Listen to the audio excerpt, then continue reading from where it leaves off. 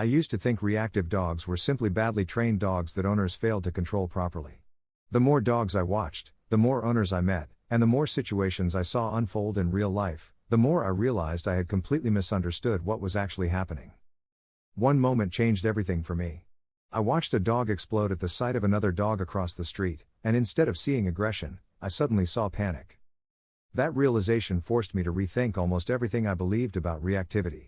What if many reactive dogs are not trying to dominate situations at all, but are desperately trying to create distance because they feel unsafe? For years, many people, including me, assumed reactive dogs simply needed stricter obedience. If a dog barked, lunged, growled, or lost control on walks, the assumption was often that the owner lacked discipline or leadership. But reality turned out to be much more complicated than that. Some of the most dedicated owners I met were the very people struggling hardest with reactive dogs.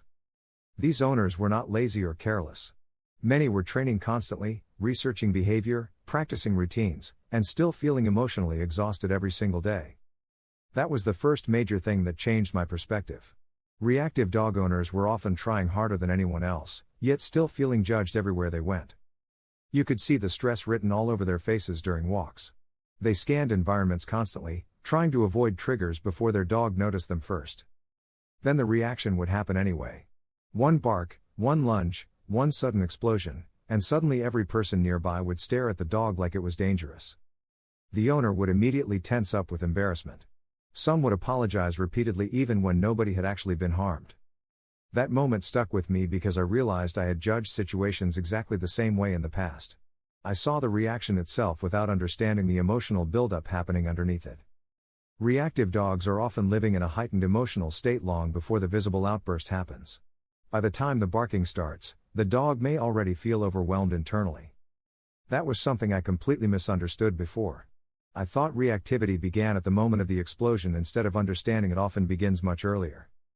Many reactive dogs show subtle signs of stress long before owners notice them. The dog may stiffen slightly, stare intensely, close its mouth tightly, slow down, or suddenly become hyper-alert. Most people miss these early signals entirely. Then when the dog finally reacts loudly, it appears sudden and unpredictable. This is one reason reactive dogs confuse so many people. The emotional pressure often builds quietly until the dog simply cannot handle the situation anymore. One of the biggest mistakes I made early on was assuming all reactive dogs were aggressive. The more I learned, the more I realized fear and anxiety are incredibly common underneath reactive behavior. Some dogs react because they feel trapped. Others react because they feel uncertain, overstimulated, frustrated, or unable to create enough distance from something making them uncomfortable. That does not mean every reactive dog is fearful in the same way. Some dogs become reactive from excitement, frustration, overstimulation, poor social experiences, or a combination of multiple factors. This is why simple quick fix advice often fails reactive dogs badly.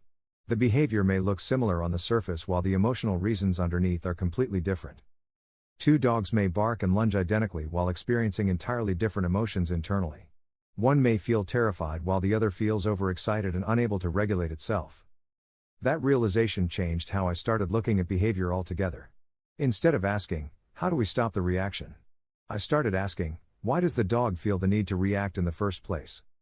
That one shift completely changes the conversation around reactive dogs. Suddenly the focus becomes understanding instead of simply suppressing behavior. This does not mean owners should ignore reactive behavior or allow chaos during walks. Structure and training still matter tremendously. But training works far differently when you understand the emotional state driving the behavior underneath. A frightened dog and an overexcited dog may need very different approaches. One thing I noticed repeatedly was how reactive dogs often struggled most in unpredictable environments. Busy sidewalks, crowded parks, tight spaces, and sudden surprises frequently made reactions much worse. Many owners blamed themselves constantly during these situations. They felt like every reaction proved they were failing their dog somehow. That emotional pressure becomes exhausting over time. Some owners stop taking their dogs places altogether because they fear judgment from strangers. Others become hyper-anxious before every walk even begins. Ironically, many dogs immediately pick up on that tension from the owner itself. Dogs are incredibly sensitive to emotional energy and routine changes. A nervous owner holding the leash tightly often communicates stress before anything even happens. That does not mean owners cause reactivity intentionally. It simply means dogs and humans influence each other emotionally much more than people realize. One thing reactive dog owners often hear is, "You just need to show the dog who's boss." The problem is that fear, anxiety, and overstimulation are rarely solved through intimidation alone. In many cases, harsh corrections can actually increase emotional pressure inside already stressed dogs. The dog may become quieter temporarily while feeling even more overwhelmed internally. That was another major shift in my thinking. I stopped seeing reactivity as simple disobedience and started recognizing emotional overload playing a massive role. Some reactive dogs are constantly scanning their surroundings looking for possible triggers. They become so focused on potential problems that relaxing feels almost impossible. Owners notice this hypervigilance quickly during walks.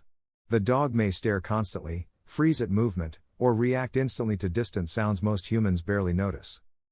Living in that constant state of tension is exhausting for dogs too. Many reactive dogs are not trying to make life difficult but are struggling to feel safe and regulated. This is why calm environments often produce completely different behavior. A dog that explodes in crowded spaces may seem wonderfully relaxed at home or in quiet areas. That contrast confuses many owners initially. They wonder how the same dog can appear stable one moment and completely overwhelmed the next. Triggers also vary dramatically between dogs. Some react strongly to other dogs, while others struggle more with strangers, bicycles, noises, movement, or unpredictable situations. Sometimes the trigger itself is not even the main issue anymore. The anticipation of seeing the trigger can become enough to create stress before anything actually happens. Owners often notice this pattern developing over time. The dog starts reacting faster and earlier because it expects stressful situations before they even fully unfold. That anticipation loop can make walks feel incredibly difficult. The dog becomes emotionally loaded before the actual trigger even appears. One thing that surprised me most was how many reactive dogs improved dramatically once owners stopped focusing only on obedience. Building confidence, reducing stress, and managing environments often made huge differences. That does not sound as dramatic as forcing control, but the results can be incredibly powerful over time. Calm consistency often changes behavior more effectively than constant confrontation. Another thing I misunderstood was socialization itself. I used to think socialization simply meant exposing dogs to as many situations as possible. But flooding overwhelmed dogs with stressful experiences can actually backfire badly. Good socialization is not just exposure but controlled positive experiences where the dog still feels capable of coping. That distinction matters enormously with reactive dogs. Overwhelming them repeatedly can slowly convince them the world feels even less predictable and safe. Many owners accidentally push dogs too far too quickly because they desperately want improvement fast. Unfortunately, rushing often creates setbacks instead of progress. Reactive dog training often requires patience that feels frustratingly slow at times. Small victories matter far more than dramatic overnight transformations. For some dogs, success may simply mean noticing a trigger without exploding immediately. For others, success may mean recovering emotionally much faster after becoming stressed. Those improvements may sound small to outsiders. To reactive dog owners, they can feel life-changing. One owner told me her biggest victory was finally walking past another dog without her dog screaming in panic. Most people nearby never realized how huge that moment actually was for her. That conversation stayed with me because it reminded me how invisible progress often looks from the outside. Reactive dog owners frequently celebrate victories nobody else notices. Another thing I learned is that management is not failure. Avoiding overwhelming situations temporarily can actually help reactive dogs learn more effectively over time. Some owners feel guilty using distance, quieter environments, or controlled setups. In reality, constantly pushing overwhelmed dogs beyond their limits often slows progress dramatically. This is where empathy becomes incredibly important. Reactive dogs are not bad dogs, and struggling owners are not automatically irresponsible owners. Many are doing the absolute best they can while dealing with emotionally difficult situations every single day. Some become isolated because walks, visitors, and public outings feel so stressful. One of the hardest parts about owning a reactive dog is feeling judged constantly by strangers. People often assume the dog is dangerous without understanding the context behind the behavior. That judgment affects owners emotionally more than many people realize. Some become anxious every time they leave the house because they fear reactions from both dogs and humans.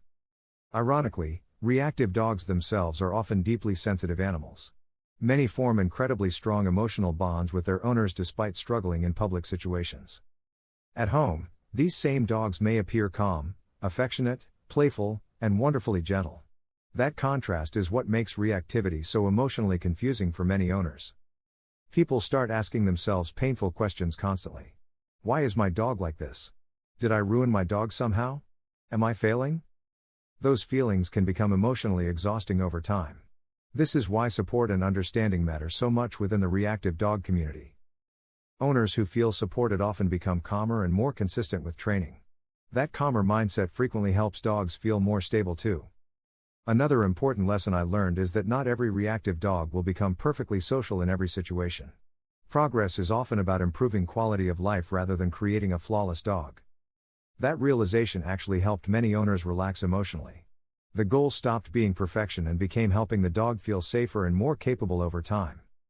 Some dogs may always need management in certain situations. That does not mean they cannot still live happy, fulfilling lives. Reactive dogs can absolutely improve with patience, understanding, consistency, and the right training approach.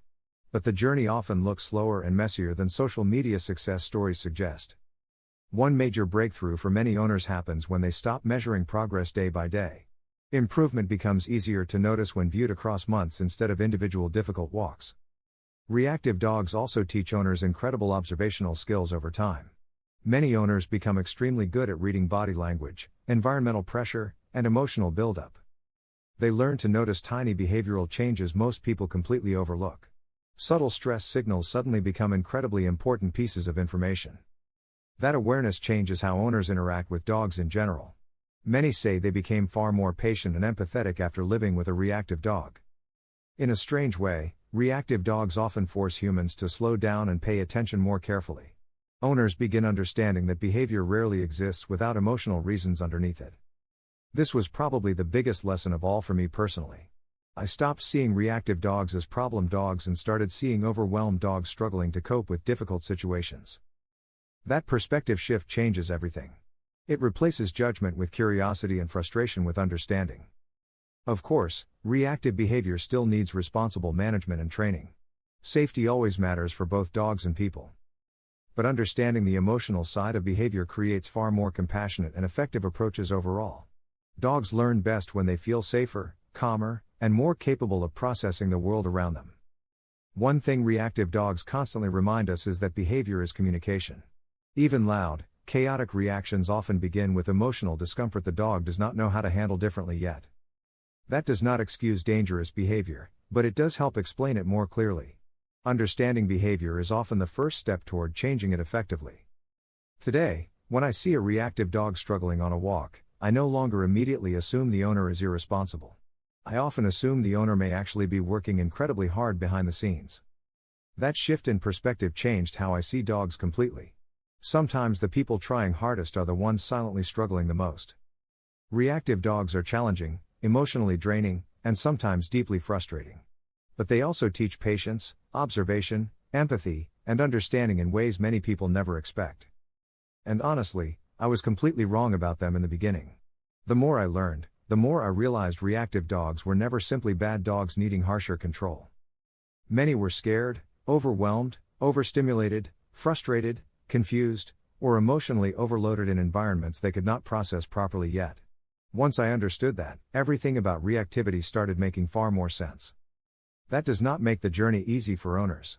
But it does make the journey feel more compassionate, more realistic, and far less hopeless than I once believed.